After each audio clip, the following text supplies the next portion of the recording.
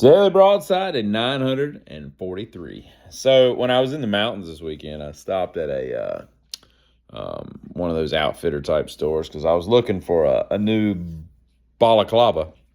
Careful not to order a baklava because then you'd be wearing a Greek dessert on your face, on your head. But I needed a balaclava, right? Which I thought was in the outfitter industry, a pretty popular, common name, right?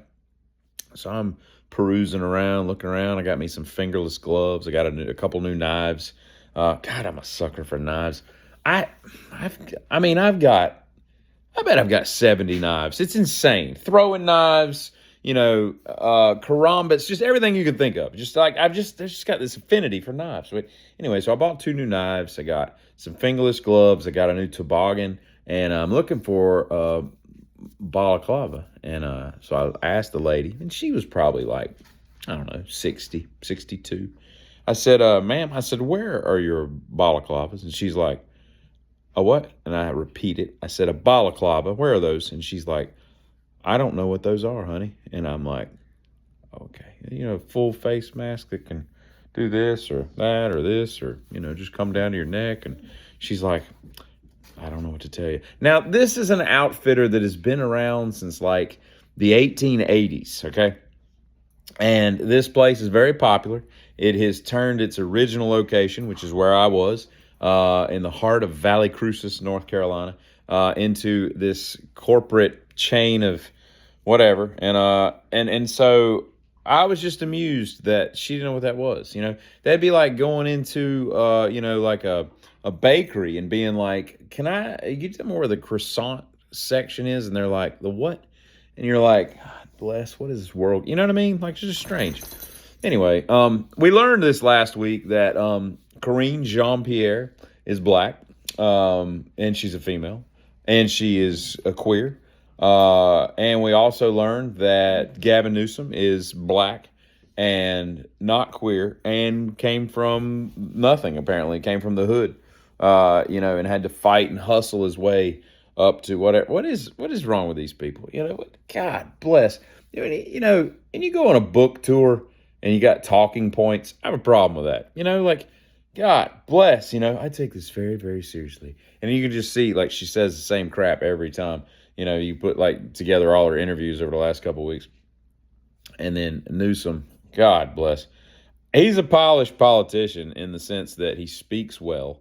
And he's really adept at just talking over you, which is what I think they teach you in politician school is, when someone asks you a question or begins to interrupt you and, get you back on track, you just keep talking. You just keep talking and whatever. But he was on that dumb Steven Jackson and Matt Barnes, God bless. And they're just eating it up. They're just spoonfulling it up, and like, y'all are too dumb to understand. This dude, he wasn't poor. He came from money, dude. Like, he's playing y'all. Like, he plays everybody, But at any rate, speaking of schools, I was thinking the other day when I was watching I watched the John Wayne Gacy thing. Very well done. Excellent. Apparently the guy that played Gacy was he was Cal Chapman in Orange is the New Black. And I watched Orange is the New Black years ago. I don't remember how many seasons there were, but I think I watched all of them, maybe, at least 2 or 3 or 4.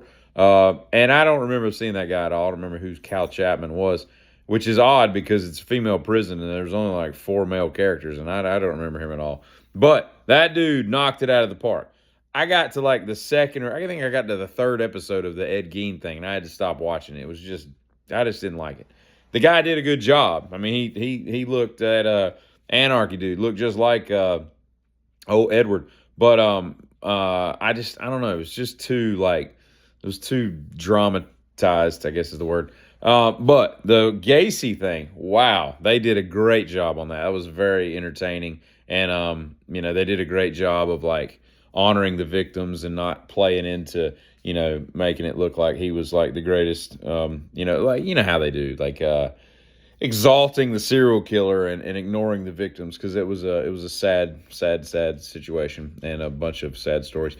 But, what was I saying? So I was watching that and I got to thinking, I was like, cause they lethal injected him, And I was thinking, I was like, man, I was like, I wonder how many times or how many people in the prison system are like certified to administer the lethal injection. Or let's just take the lethal injection away because there's probably got to be some doctor involved. Let's just say the electric chair, right?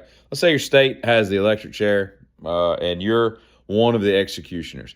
What are there, like three, maybe four? And I would imagine it's like an on call type of thing, or whatever, or it's like you're a regular jailer, but you go to like death execution school, and now you're certified to do this in addition to your jailer duties. And they call you up and they're like, "Hey, Jeff, we've got execution next month. Are you available on the 3rd?" Yeah, I'll be there. I'm working that day. I can handle that. Whatever.